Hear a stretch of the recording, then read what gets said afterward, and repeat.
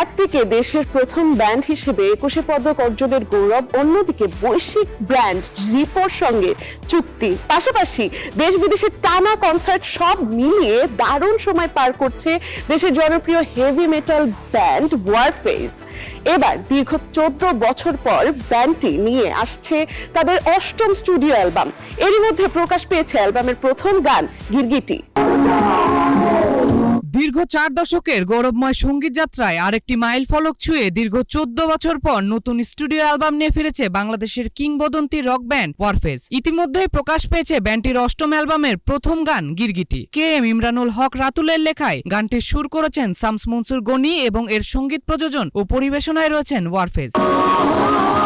সোমবার সন্ধ্যায় রাজধানীর বনানীর একটি ক্লাবে আয়োজন করা হয় নতুন এ গানটির অডিও ভিডিও ট্র্যাক লঞ্চিং অনুষ্ঠান। সেখানে উপস্থিত হয়ে নতুন গান নিয়ে কথা বলেন ওয়ারফেজ ব্যান্ডের সদস্যরা। এই গানটা আমাকে জিজ্ঞেস করা হয়েছিল কম্পোজ করার জন্য। তো শুরুর দিকে খসড়াগুলো আমারই বানানো, ওখান থেকে টিমো ভাইয়ের সাথে ডিসকাস করে, বাকিদের সাথে ডিসকাস করে কম্পোজিশনটা পরে ফাইনাল করা হয়। আই থিঙ্ক এটাই প্রথম এক্সপিরিয়েন্স ছিল, because the second one was Maya. হ্যাঁ, বাট মায়াটা আগে রিলিজ হয়েছে, এই গানটা রিলিজ হতে পারেনি নানান জটিলতার জন্য। আমি সাধারণত এইভাবে কাজ করি না, বাট এইটাতে Samir gave me a guitar structure and I had to cut ইট।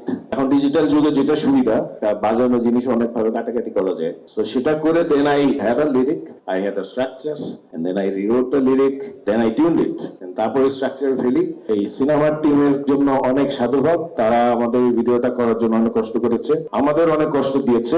সারা রাত জেগে থেকে আমরা এত কষ্ট করে আসলে মিউজিক ভিডিও করি না। Warfaze really do music video, আমাদের খুব কম মিউজিক ভিডিও আছে, আর যেগুলো আছে সেগুলো প্রত্যেকটাতে আমরা ডিরেক্টর এবং ক্যামেরাম্যানদের অনেক গালি দিচ্ছি, কোনো সন্দেহ নেই। বাট এইটা আমার করার পরে মনে হয়েছে যে ইট ওয়াজ ওয়ার্থ ইট, এবং the ideas they gave us, the location they chose, আমাদের মনে হয়েছে না ইটস ওয়ার্থ ইট। সারা রাত কাজ করে আমরা গালিটা দেই নেই। গান হচ্ছে আমার কাছে স্টোরি টেলিং। একটা ফিল্মের গান করা কিন্তু আরো বেশি চ্যালেঞ্জিং, বিকজ এখানে অনেকগুলো ভিশনস থাকে, অনেকগুলো অবজেক্টিভ থাকে।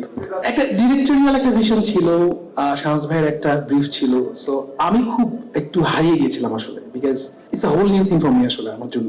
অনেকগুলো জিনিস মাথায় রাখতে হচ্ছিল, বিকজ একটা গান যখন হয় তখন অনেকগুলো ফ্যাকাল্টি কাজ করে। একটা সিচুয়েশন, গানটা বা ফিল্মটাকে যদি টাইটেল সং হয় তাহলে ফিল্মটা কেমন হবে, ওটার সাথে যাচ্ছে কিনা। সো গানটা আমি 3বার টেক দিয়েছি আসলে, সো এবং থার্ড টাইমও এটা নেওয়া হয়েছিল পরের দিকে। আসলে তুমি তোমার বেস্টটা দিবা, আমি পারিনি আসলে, না এখনো মনে হয় আমি আরো ভালো করতে পারতাম যদি এখন সময়টা পেতাম। আসলে বর্তমান সময়ের প্রেক্ষাপটে আসলে আমাদের গিরগিটি গানটি যথেষ্ট সামঞ্জস্যপূর্ণ। এটা আপনারা দেখলে শুনলেই বুঝবেন, এটা আসলে একটা মেইন মেসেজ আমাদের। এখন আমরা গানটা দেখবো, শুনবো, প্রিমিয়ার হবে গানটা, তারপর 2বার দেখবো গানটা আমরা।